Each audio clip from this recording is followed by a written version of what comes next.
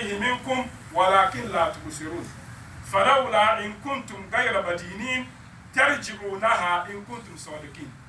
Allah threw a challenge that when the soul gets to the truth and people are standing there and the person about to die is calling for help, Allah says that if indeed you claim that you are truthful, then reverse the procedure and let's see.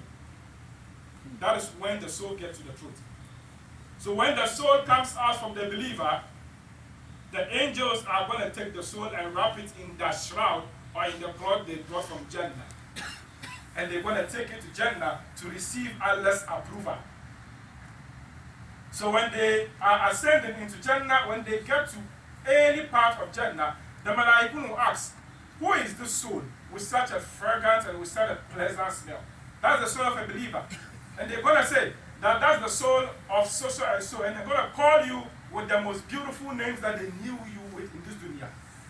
That's the soul of Abdullah, the son of Abdurrahman, the soul of so and so. And they're going to pray with you. They're going to escort the soul. They're going to cross the first heaven, second heaven, third heaven, fourth, fifth, sixth, and seventh to Allah subhanahu wa ta'ala.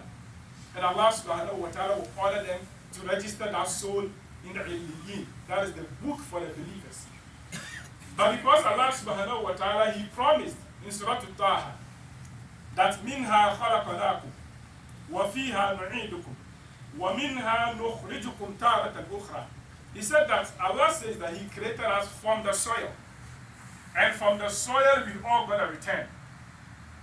And from the same soil that Allah subhanahu wa ta'ala is going to raise us up for the second time. That is because if a soul is being buried, or sorry, if a body is being buried, he has to answer questions in the grave.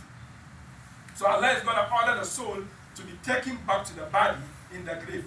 That is why Rasulullah sallallahu alayhi wa sallam, when they go to the graveyard, they're going to bury a Muslim. What does he say?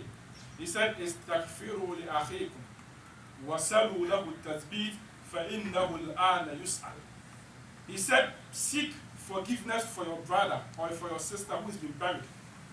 And pray for Allah subhanahu wa ta'ala to strengthen his or her tongue. Because as we are speaking, he's going to be asked questions. And that question, he's supposed to answer the questions. When they ask us that who is your Lord, everybody can easily say that Allah subhanahu wa ta'ala is my Rabb. When they ask you who is your prophet, everybody can easily say that Muhammad sallallahu alayhi wa sallam is my prophet. When they ask you what is the divine book that you used, everybody here can answer that is the Quran. What is your religion? Al-Islam. You can answer it in this dunya. But when you get to the grave, it takes the believer. It takes Allah subhanahu wa ta'ala alone to grant the tongue the opportunity to speak and answer those questions. Because Allah subhanahu wa ta'ala says that يُثَبِّتُ اللَّهُ الَّذِينَ آمَنُوا بِالْقَوْلِ الثَّابِتِ. At that point in time, Rasulullah sallallahu alayhi wa sallam, he tells his Sahaba, he encourages Muslims to say a specific dua. Allahumma thabbituhu or Allahumma thabbitiha ala al-qawl al-thabit waghfir lahu or waghfir laha.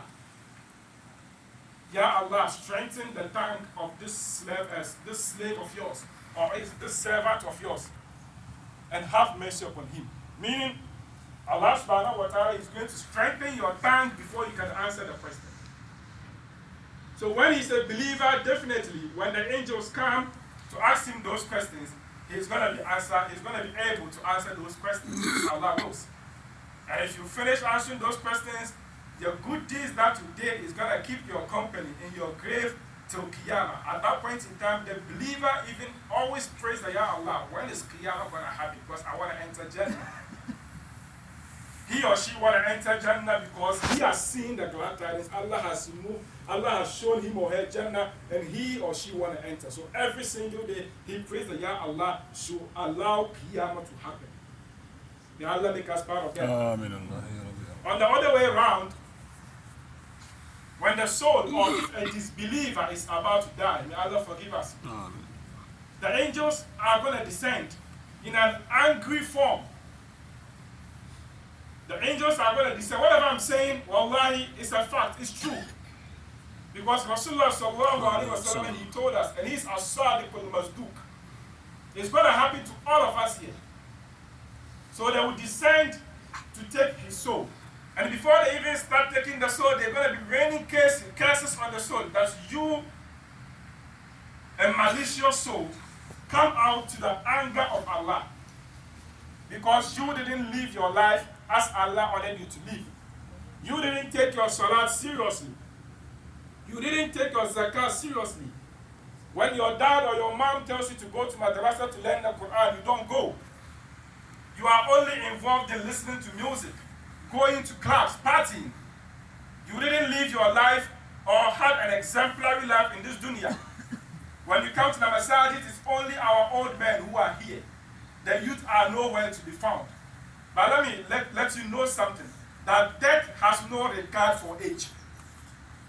Don't you ever think that you can only die when you fall sick, or you can only die when you grow old. No. Death has no regard for age. Allah says in Surah Munafiqun, وَأَنْفِقُوا مِمَّا رَزَقْنَاكُم مِّن قَبْلِ أَنْ يَأْتِيَ أَحَدَكُمُ الْمَوْتِ فَيَقُولَ رَبِّ لَوْلَا أَخَّرْتَنِي إِلَىٰ أَجَلٍ قَرِيبٍ فَأَصَّدَّقَ وَأَكُن مِّنَ الصَّالِحِينَ. When someone is about to die, don't you get to that position first and you tell Allah, Ya Allah, please give me an opportunity, just a microsecond, to come back to this dunya and what do something.